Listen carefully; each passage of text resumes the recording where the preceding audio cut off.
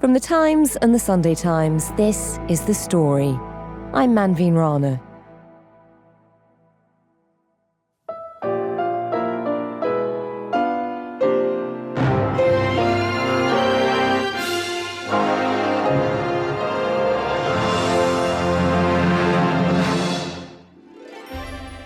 It's the sound that launched 1,000 movies, the signature theme of the legendary film studio behind blockbusters like this. I don't have anything big planned, just a giant blowout party with all the Barbies and planned choreography and a bespoke song. You should stop by.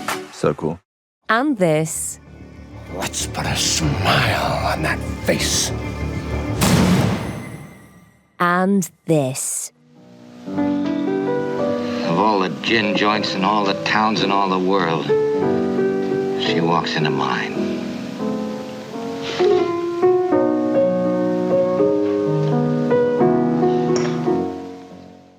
But now, Warner Brothers Discovery is on the verge of a takeover, and it's a big deal.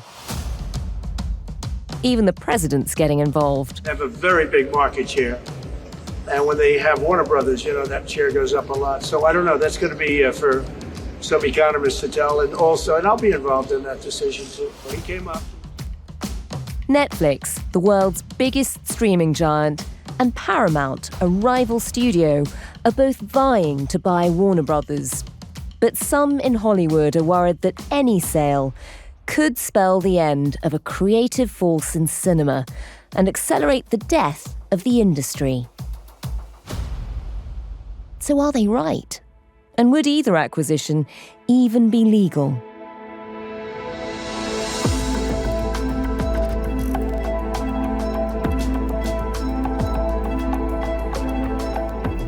The story today, one big Hollywood drama.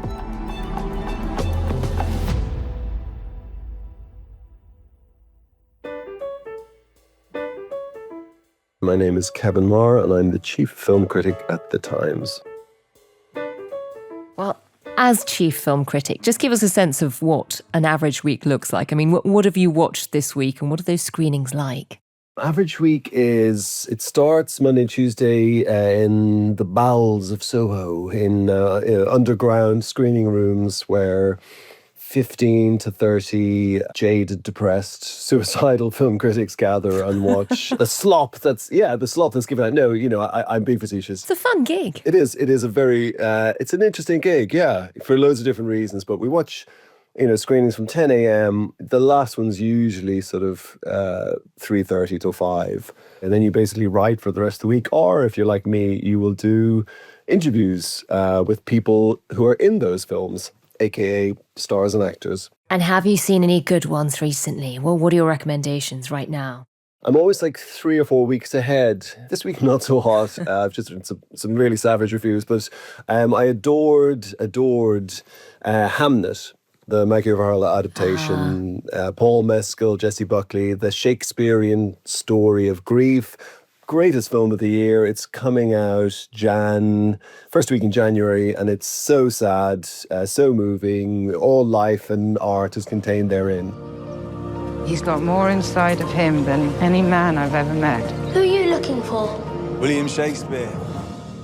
A story about heartbreaking grief, just what January needs. Indeed. Kevin, as somebody who watches films professionally, you must have seen so many over the years from that Hollywood giant, Warner Brothers. Tell us a bit about them. Where does the Warner Brothers story begin? It's one of the 5 major studios in Hollywood. They're called the Big Five. Warner's, came to prominence in the 1930s, making film noirs, dark crime movies, gritty movies, and they were seen as, the sort of not quite an indie, but the sort of edgy studio of its day. It's famed then in the 50s for sort of westerns. It made some of the greatest westerns ever known. John Wayne films like The Searchers. It's John Wayne as Ethan Edwards, who had a rare kind of courage. The courage that simply keeps on, far beyond all reasonable endurance, never thinking of himself as martyred, never thinking of himself as brave. it's a prestige brand, and it has lasted till today. And people like Christopher Nolan want to work in Warner Brothers. Christopher Nolan, who did obviously Dunkirk, Inception, Oppenheimer, etc. People like him want to work in Warner because they want the Warner logo in front of their movies. They want that sense of legacy brand and Hollywood tradition. Just tell us about some of their big film hits recently. Yeah, Warner's have had a major success, probably most notable with Barbie. Barbie in 2023 that went up against Oppenheimer, which is from Christopher Nolan, who normally works with Warner's but didn't this time. So Barbie, the Batman, the Dune movies. We are House Atreides. There is no call we do not answer. There is no faith that we betray. Smile, Gurney. I am smiling. I'd say their brand is, when they do a blockbuster, they like to work with a quote-unquote auteur. Joker is a perfect example of a Warner Brothers blockbuster. At the same time, when Marvel, were doing their thing with their branded, Disney family adventures, Warner's came along with Joker, which is ostensibly a comic book blockbuster, but directed by Todd Phillips, and the closest thing to Taxi Driver that a comic book blockbuster has got in decades. Murray, one small thing. Yeah. When you bring me out, can you introduce me as Joker?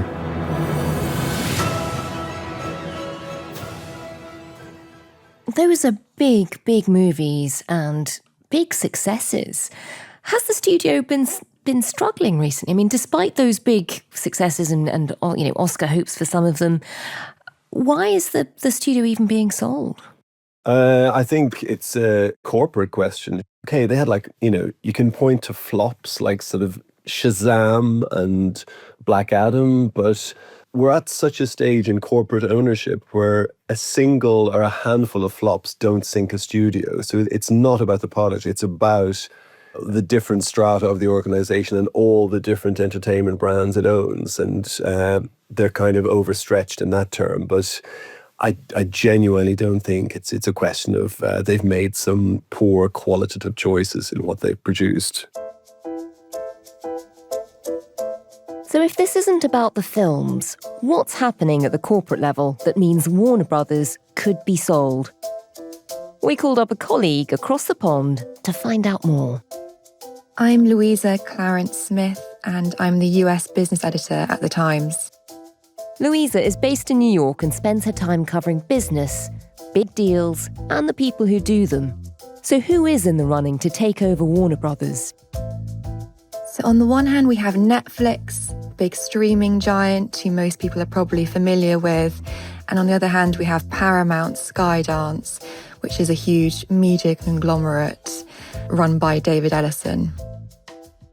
We'll come to the details around those companies in a moment. Before we do, though, we've been hearing a bit about Warner Brothers, this big Hollywood studio.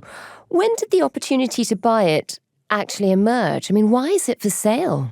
So it wasn't a case of the management suddenly putting it up for sale.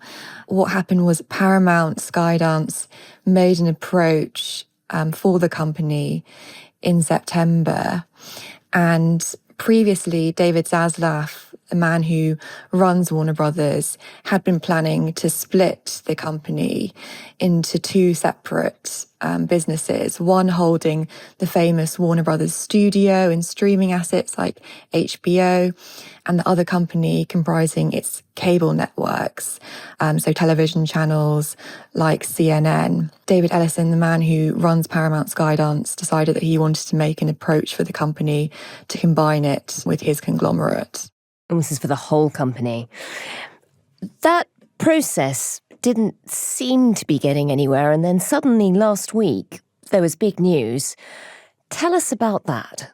Exactly. So the management of Warner Brothers had rejected Paramount's advances on multiple occasions, and then suddenly it emerged last week that Warner Brothers had separately agreed a deal with Netflix to merge its studios with Netflix and also its streaming service, including HBO, with a separate plan to spin off the television cable channels like CNN into a separate publicly listed company.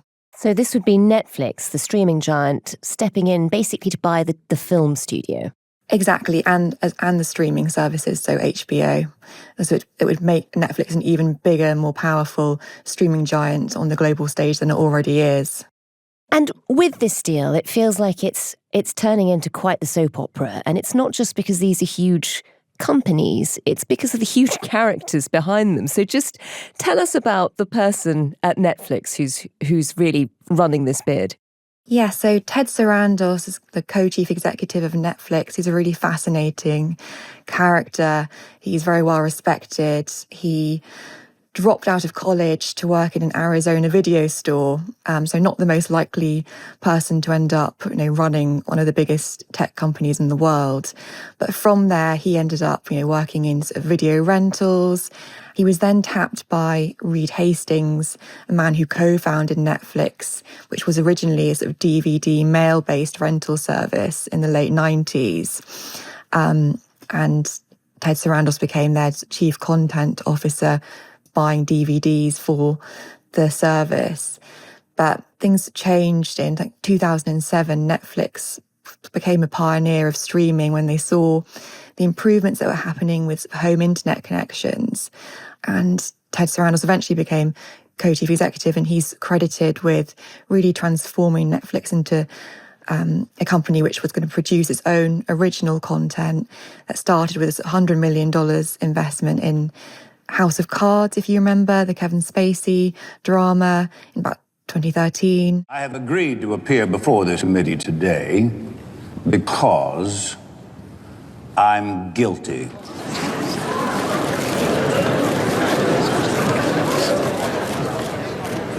Guilty of having spent the last 30 years of my life here in this Congress. Then went on to start creating productions like The Crown, Stranger Things, and Sex Education. Hi, I'm Otis Milburn, and I am incredibly awkward, and I struggle with public speaking. And I am also a bit of a mess. But I think all teenagers are, and I think that's why it's so important that we can talk.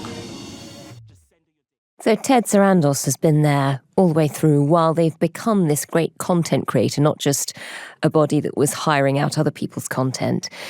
That sort of explains, I suppose, part of the motivation of wanting to buy Warner Brothers and HBO, but they're very certain they don't want the rest of the company. They don't want the CNNs. They don't want the cable networks. Exactly. I think that would be sort of changing sort of the core elements of the business probably a bit too much. And that's a really important point. This isn't just about the films they could make in the future. This is also about the back catalogue that Netflix would now own and be able to stream whenever they wanted to. What was the reaction in Hollywood when Netflix throws in this offer? So Hollywood was already smarting from reports of any potential Warner Brothers merger. Hollywood's had a really difficult time in recent years, partly because of the rise of streaming. So the reaction's been very negative from actors and creative people. I mean, people like Jane Fonda have come out really saying that we need to keep Warner Brothers as an independent studio. While this is being debated, while Hollywood is up in arms, furious at the idea of Netflix being able to come in and buy up one of the biggest film studios, another character reappears on the scene. Paramount are back. Just explain what they did next. Yes, so on Monday morning, just a couple of days after the Netflix and Warner Brothers proposed merger was announced, Paramount unveiled a hostile bid for the entire Warner Brothers company. So that's the studios and the streaming services, as well as the cable networks. So it's forcing Warner Brothers to go back to the table with them. And what exactly is Paramount's offer? What do they want to buy? Yeah, so the total value of the proposed deal is $108 billion. And yeah, crucially, their bid is for the whole of the Warner Brothers company. So studios, streaming, and the cable channels like CNN. So as opposed to Netflix, they wouldn't look to do a separate spin out of bits of the business, including the cable channels. They would be willing to take the whole company. Wow.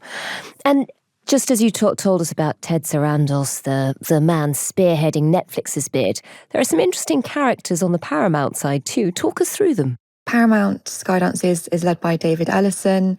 He's 42. He's the son of Larry Ellison, the co-founder of Oracle, one of the biggest tech companies in the world. Larry Ellison is also the second wealthiest man in the world.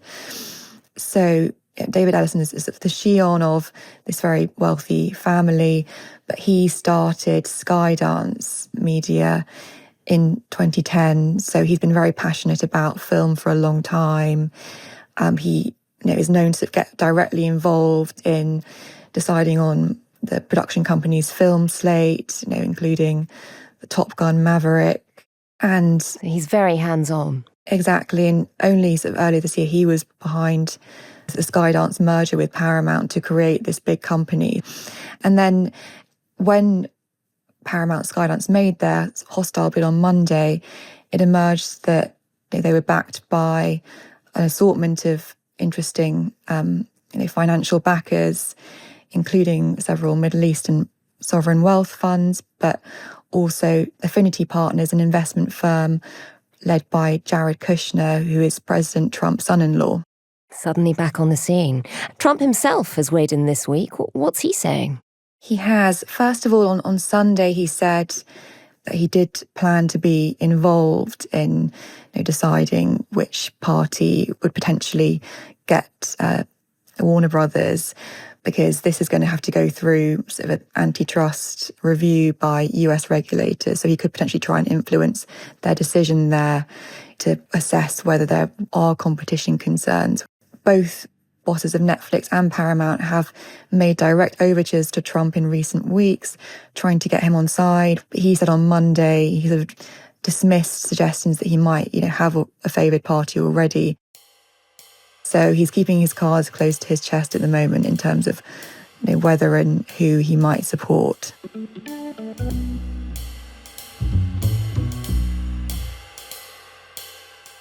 Louisa, you've been telling us about how these two giants, Netflix and Paramount, are vying for control of Warner Brothers.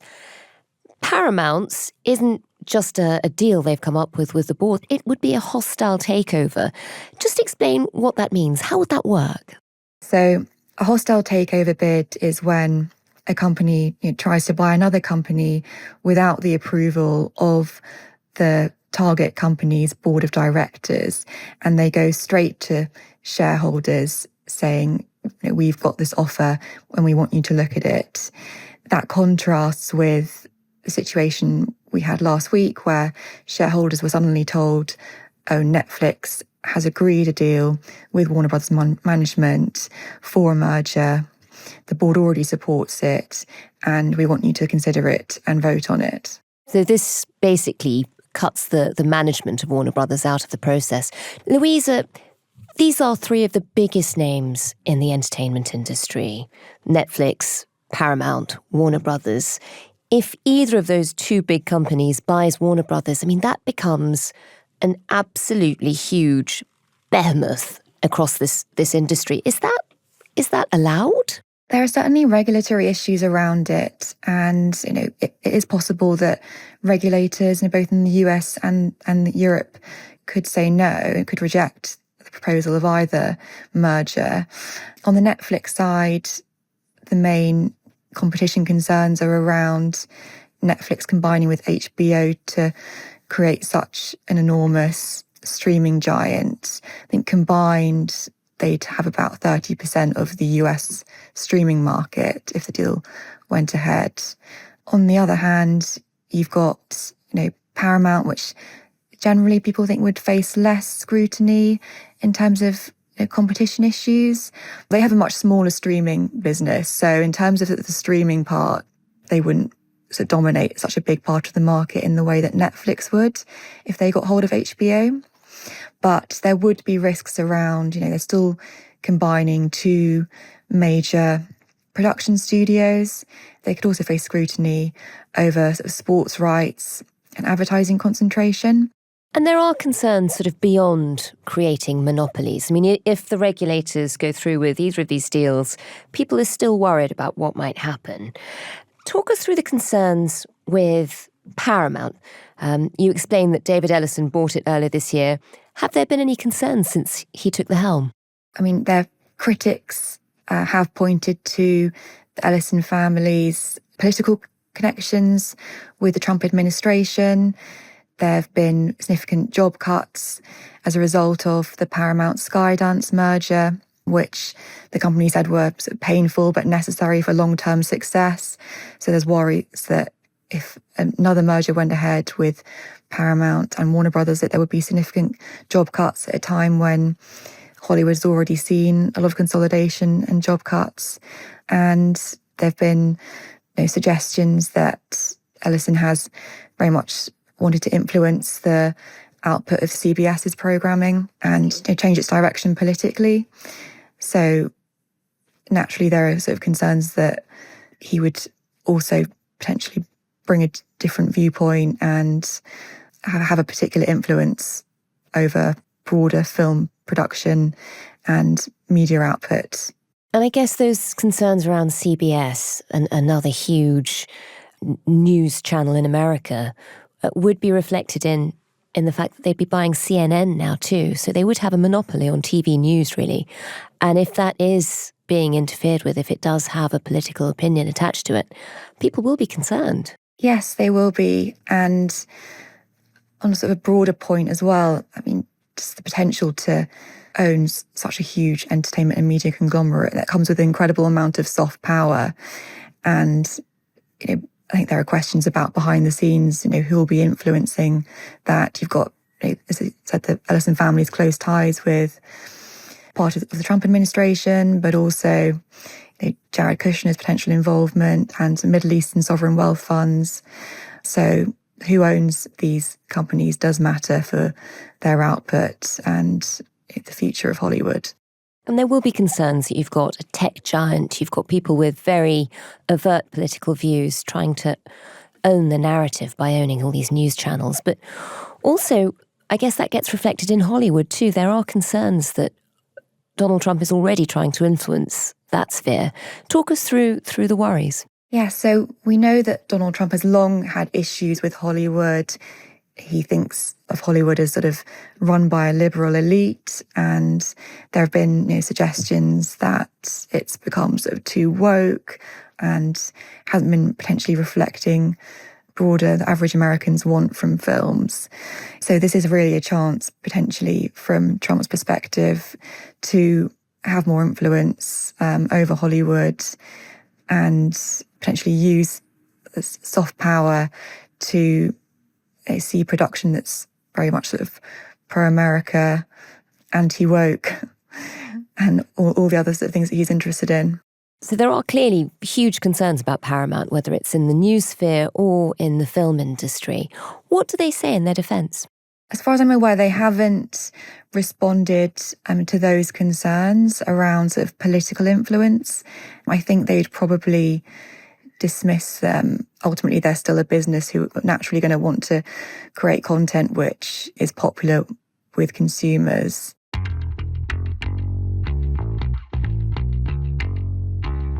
Kevin, there is this race now to buy Warner Brothers. We don't know who's won yet.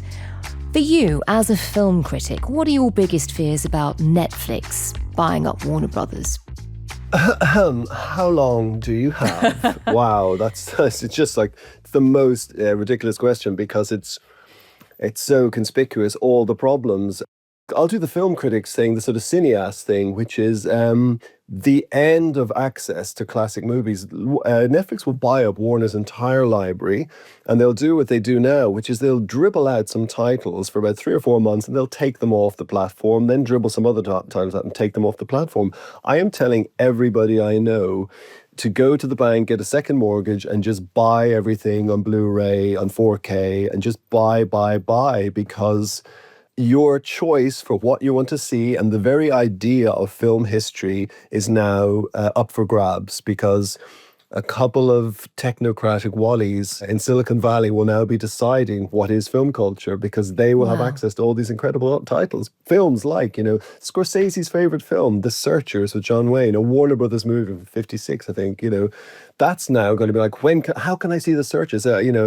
Teaching a class of to film students in like 5 years' time. Oh, this is a great film called The Searchers. Where can we watch it? Well, Netflix own it now, so we probably have to wait for them to dribble it out for a couple of months. So that's a huge issue. Maybe that's like a day's conversation in itself. Yeah. Then there's their commissioning process. Their commissioning process is muck. So far, all they've proved is that they have an incredibly deep bucket of money and they just throw it. And if somebody's driving, along Sunset Boulevard in an open-top convertible, they get covered in money and they make a film for them. It's so random. They have just no structure. And I've written about this before, and Netflix contact me and say, well, I'd like to say we have a great commissioning structure. And they don't. They just don't. From the minute they began as an entity making films, within months, they made an incredible film called Beasts of No Nation. All of you that have seen your family killed, you now have something that stands for you. It has put the weapons of this war back in your hands of you, the young, the powerful. I'm a good follower, sir.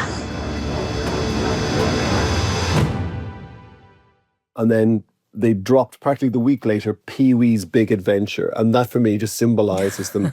They will say that this is because they want every bit of the audience to be represented on Netflix, but it's nonsense. It's because they've too much space to film. They've 24 hours of programming to fill. Ted Sarandos just wants people's eyeballs. He doesn't care. It's content. I'm completely with Scorsese on this. It's just content. It's schlop. It's nonsense. And they want to fill it 24/7. And they want students and teenagers to watch their nonsense 24/7. And their quality control is non-existent. So forget about film history and how much I care about that. This is basically selling Warner Brothers to the devil. I mean, as somebody who's had to sit through a couple of their Christmas films, it does feel like it's commissioning by algorithm, the lowest common denominator. For you, I mean, all the brave choices that you talked about with Warner Brothers, things like The Joker rather than any other sort of superhero movie, will all of that be gone? No, it won't, because unless there's a radical rethink of Netflix's commissioning structure, they will still throw huge amounts of money at filmmakers who, under the Warner Brothers / Netflix banner, will get to make interesting, provocative films. But I fear this will get lost in the rush for content. One Joker amid 10,000 A Very Jonas Christmases is pointless. Yeah. And you've got to ask about, will that so-called Joker movie, how long will it be on the service for? Who's going to put it there? Will it be forever? Will they be taking it off? So, it's just not the same playing field anymore. You described Netflix buying Warner Brothers as the devil taking it over. What about Paramount? Would that be a better deal for you?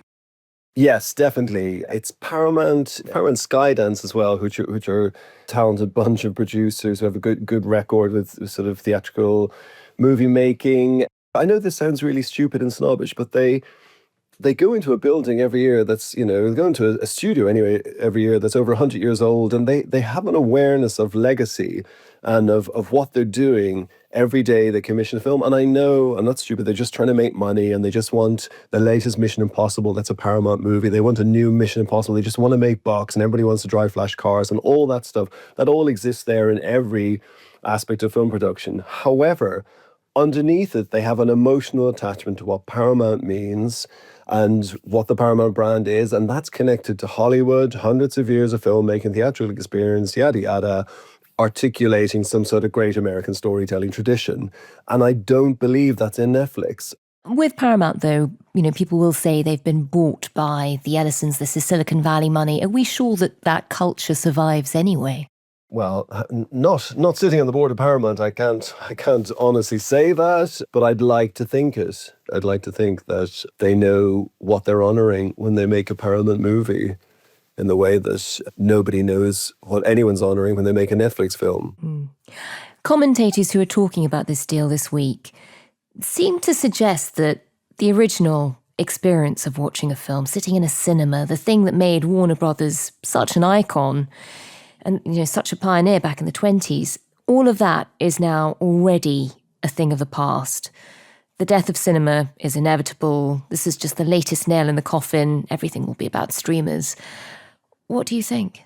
I know that's a handy, it's a sort of handy, easy narrative. And I've been writing about film for 30 years, writing for The Times for 20 years. And I cannot tell you the amount of times I've done that feature. Oh my God, it's all over. The cinema is over. It's like everybody's watching these crazy silver things called DVDs. What's going on? No one's going to the cinema. And then Netflix, the platforms come along and say, oh, everyone stopped watching. And there's a more legitimate element to that now, but I think it's more about transitioning. This has been the biggest grossing year since records began, in the US anyway, for horror movies. Sinners was huge, Weapons was huge, and R-rated horror movies in America, which is like 15s over here. So there's still a huge appetite there for, and I think you have to cling to the old Field of Dreams adage that if you build it, they will come. And everybody this year seemed to come for horror movies. So people are still going to the cinema basically, but they're not going in the way they are. And the challenge appears to be getting grown-ups out there to see stuff that they're currently watching on HBO or Netflix or whatever.